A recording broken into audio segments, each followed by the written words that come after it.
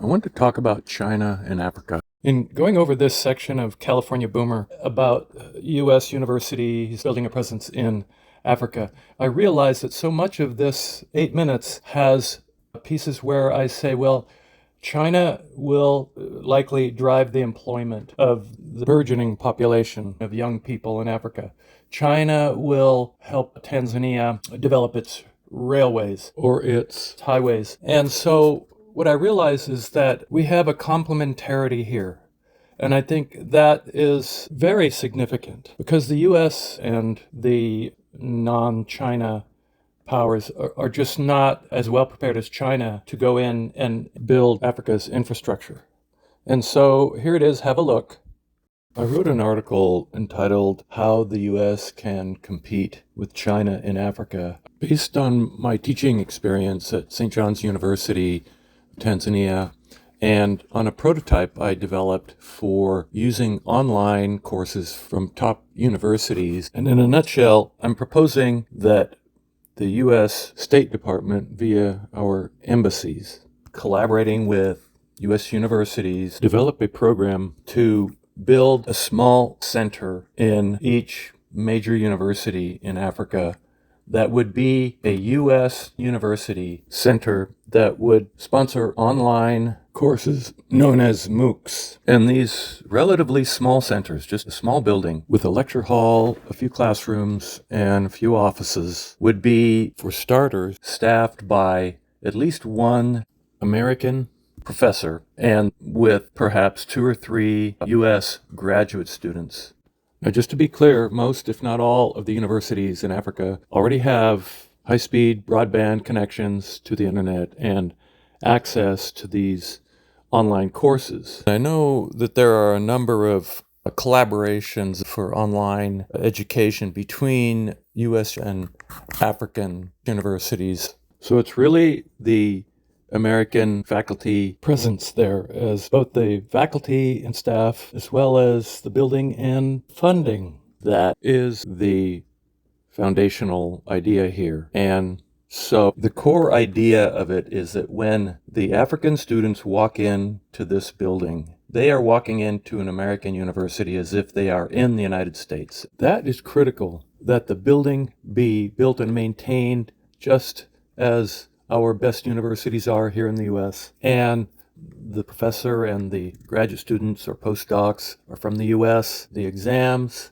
the grading, these are critical components that need to be done by the U.S. faculty and staff. And I will explain more about that.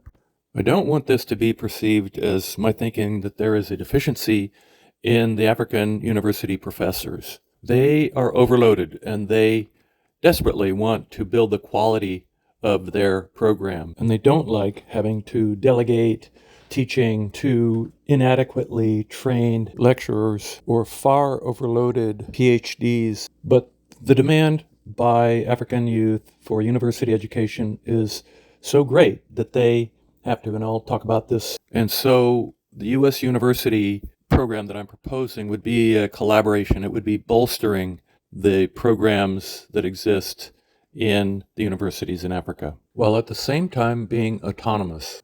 I'm going to show the prototype that I developed, the course that was from MIT that I oversaw. But first, I want to explain why it's so important to have U.S. faculty oversight. In Tanzania, so here is the prototype I developed. St. John's University has a pharmacy degree program that is very much in demand. So the students in that program are the creme de la creme. There are a number of other pharmacy programs in Tanzania. And it became clear to me that the students were not getting the really up-to-date pharmacology education.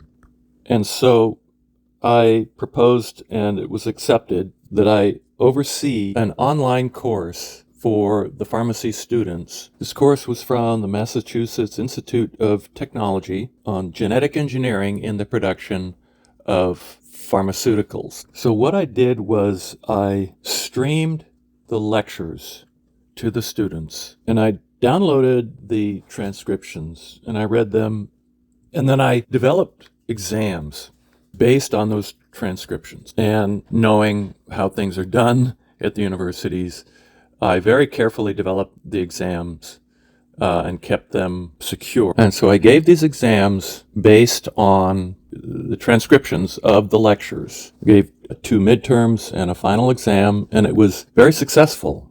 The students really appreciated the advanced knowledge that they received because that gave them a heads up over all of the other students from pharmacy programs in the other universities, probably a half dozen around Tanzania, that were being taught by the local Tanzanian pharmacology professors and lecturers.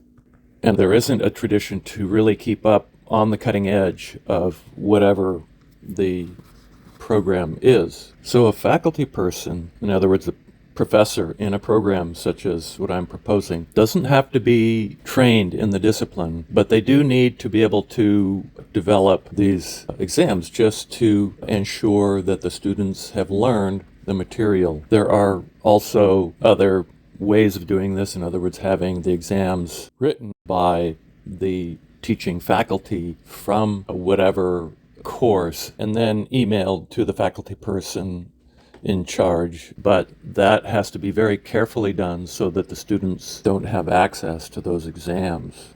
In summary, there are 2 major considerations here on a U.S. higher education program in Africa.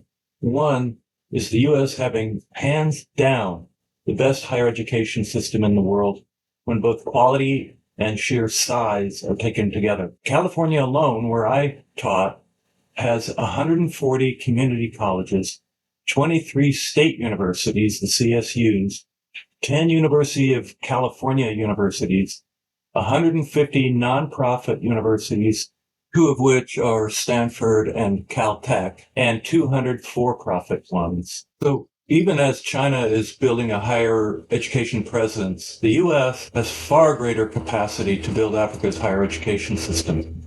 And so this vast capacity in the U.S. of university faculty would enable any number of different types of online courses and education, not just like the one I'm proposing, but also with greater time input and faculty to student interactions, as well as U.S. student and African student interactions, which would be very important. The universities in most of Africa are English language based, and the Africans are hungry for that education. The second consideration is just as important. Look at the population growth and its structure. Africa has and will, for the next 25 years, have a huge population of youth who are hungry for education. My view is that China will drive the employment of that burgeoning population. But where will the leaders of Africa come from? They'll come from the universities. And that's going to be just as important, in my mind, as the employment, because universities will generate the corporate leaders as well as the political and social leaders. As a result of the socioeconomic structure that Africa has had for the last century, the Africans are losing the best and the brightest of their men and women who are from the villages and don't have the resources and the money to go to the good schools that the upper classes do. We want to help the African identify those students and promote them and allow them to show what they can do.